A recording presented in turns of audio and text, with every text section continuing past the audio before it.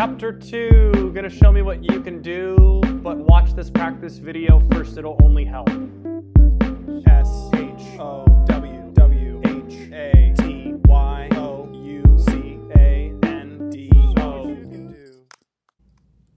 All right, how's it going? It's Mr. Barbera, ready to make this video of the practice test. I know I had a lot of questions in my class. I'm guessing it came up in your class as well. Students ask, is this due? Do we have to do this? Blah, blah, blah. It's to review, so I suggest you do it. And that's on you. All right, so it says use a number line or plus and minus tiles to show the following. I'll try to alternate just so you see some different options. So I'm going to do tiles for the first one. I have -3 and I have +7. So if I were doing the tiles, I would put I would put 3 negatives. That represents -3. And then I'm going to put 7 positives. Now the trick comes in here when we make our 0 pairs. So remember, if we have a positive and a negative, 1 positive, 1 negative, together they make 0. So I'm going to just circle every time that happened. That's a 0, that's a 0, and that's a 0. And those guys are all gone. I'm left with whatever's right here. So that would be 4. Okay, next one. Let's go into a number line here. I know that everybody does their number lines differently. So I'm just going to kind of alternate here. So I can see it's 2 negatives, so I know I'm going to go pretty far negative. So I'm going to start over here and call this 0. My first number is -5. So I'm going to go left 5 times. 1, 2, 3, 4, 5. An important thing I see students forget to do all the time is to mark what number they're at right now. So I'm at -5. I'm going to go back 6 more. 1, 2, 3, 4, 5, 6. So if this was -5, this would be -6, -7, -8, -9, -10, -11. And -11 is my answer for that one. This one would use, I don't know what I want to do. Let's do tiles again. So 6 negatives. 1, 2, 3, 4, 5, 6. 17 positives. So 1, 2, 3, 4, 5, 6, 7, 8, 9, 10, 11, 12, 13, 14, 15, 16, 17. And then 9 more negatives. And I'm going to go ahead and line them up. Yeah, we'll just put them out here. We'll just put them down here. 1, 2, 3, 4, 5, 6. If you are on campus, please report to the front office. Amelia Dennington to the front office. If you couldn't tell, it is immediately after school, and that's why that announcement just got played. So we're just going to keep rolling with it. All right, we got to make 0 pairs. So the first 6 negatives cancel out 6 of my positives. I still got a whole bunch of positives and negatives left, so I'm just going to keep making 0 pairs. So 1 and 1. There's another. There's another. All these are going to make 0s too, so I'm going to do some kind of long.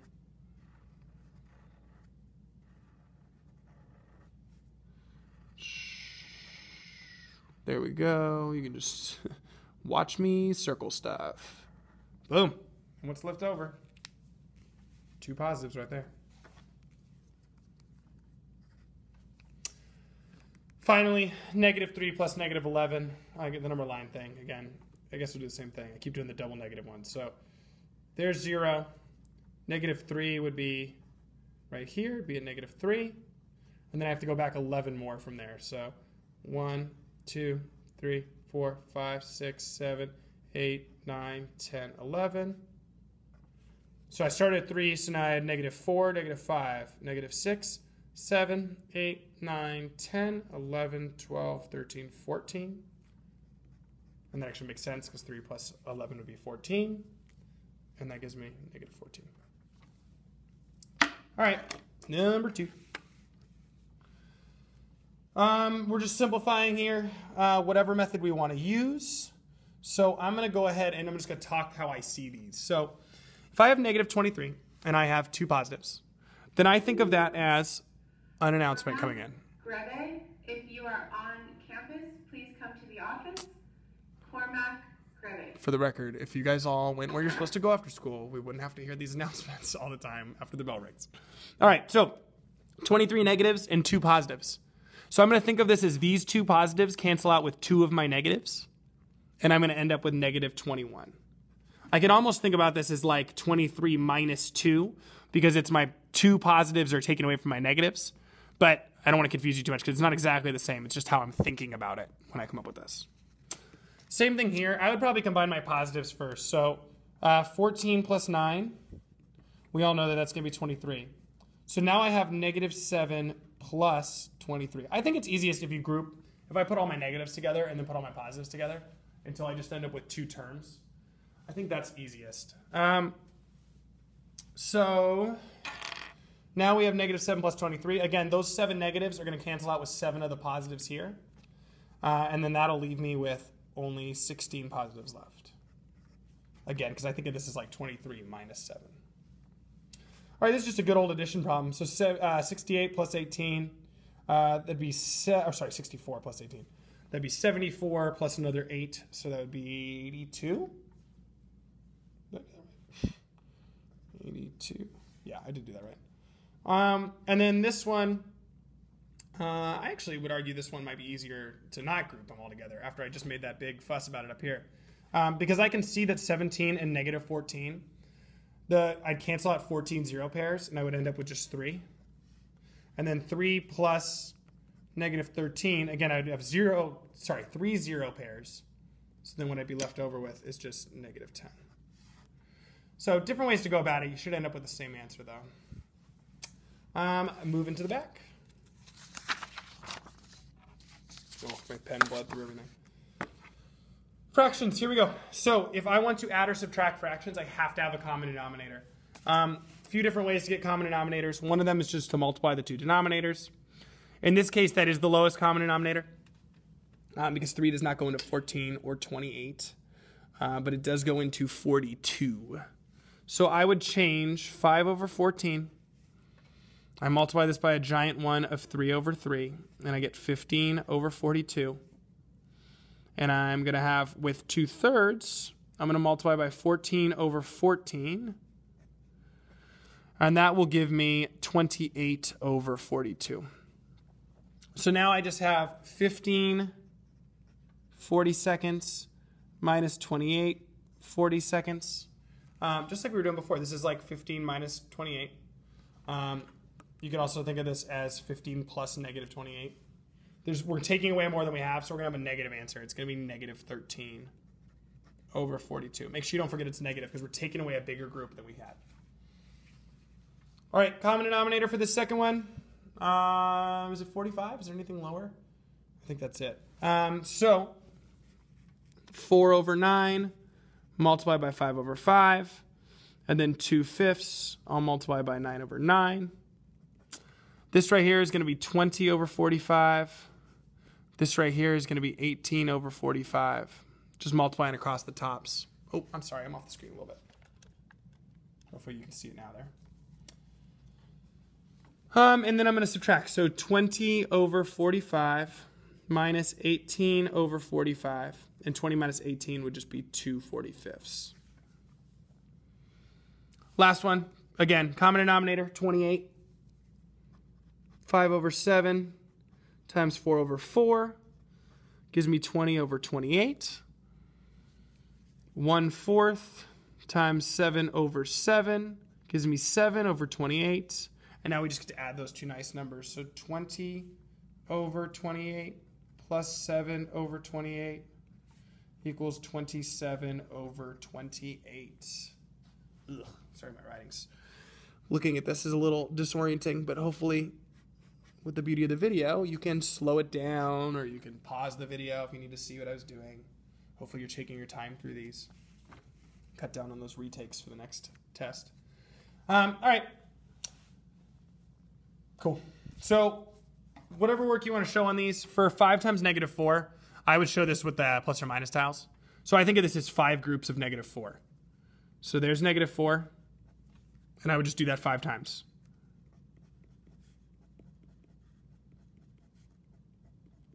So 1, 2, 3, 4, 5 groups. And if I add those all up, that's going to be negative 20.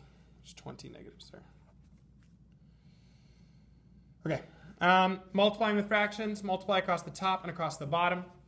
So this would just be 5 times 3 over 11 times 5, which of course is just 15 over 55. I can now simplify that. So if I divide these both by 5 over 5, I get 3 over 11. Multiplying mixed numbers, I would change it to improper fractions. Remember, we can use the area model or the generic rectangle, but I think improper fractions might be easiest here. So 3 and 1/4. 4 times 3 is 12 plus 1. So that's 13/4. And then 8 times 6 is 48 plus 1 is 49/8.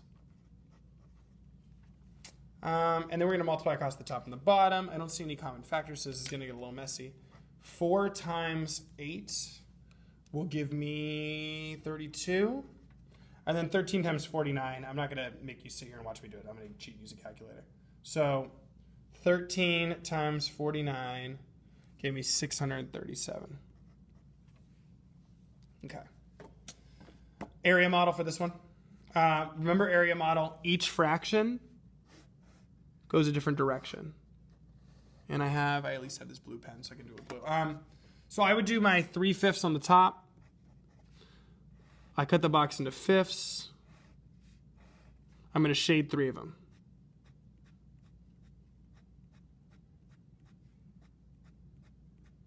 Okay, boom. Now, on the other side, this is my 1/3. I cut it into thirds.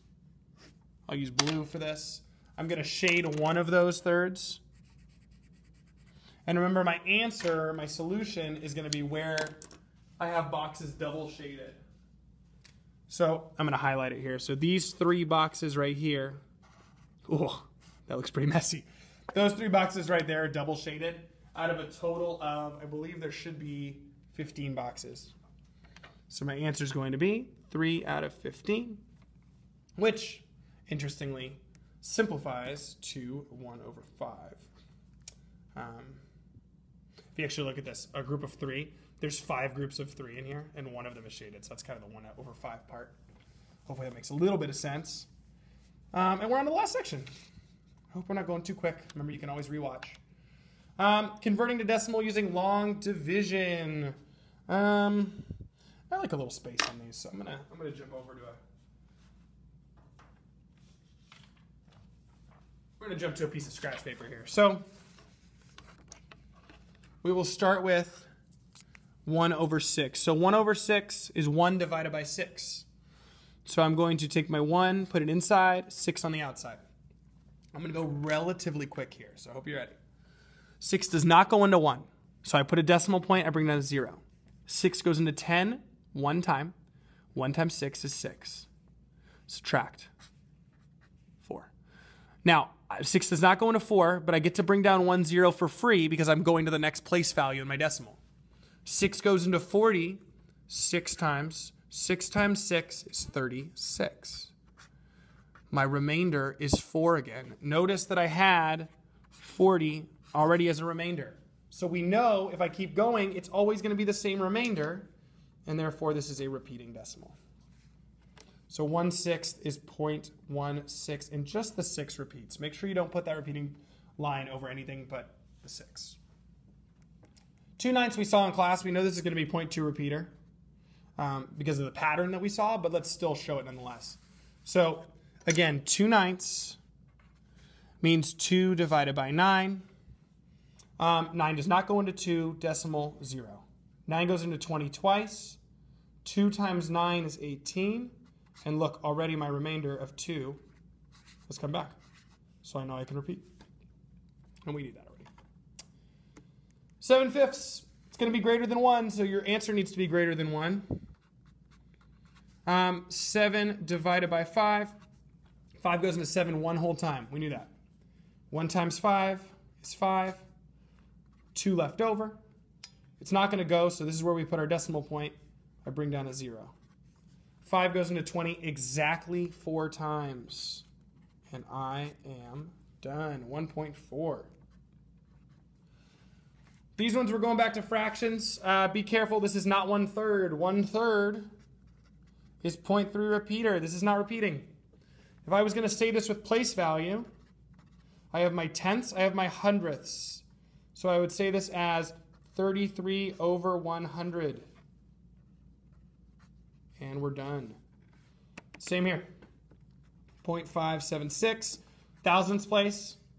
So this is 576 thousandths, sorry. 576 thousandths. And then 0.4 repeater. So we saw a pattern, right? So a repeating decimal, however many digits repeat, that's how many digits with a 9 in them you're going to put underneath. So this would be 4 over, and just 1 9, because there's only one repeating decimal.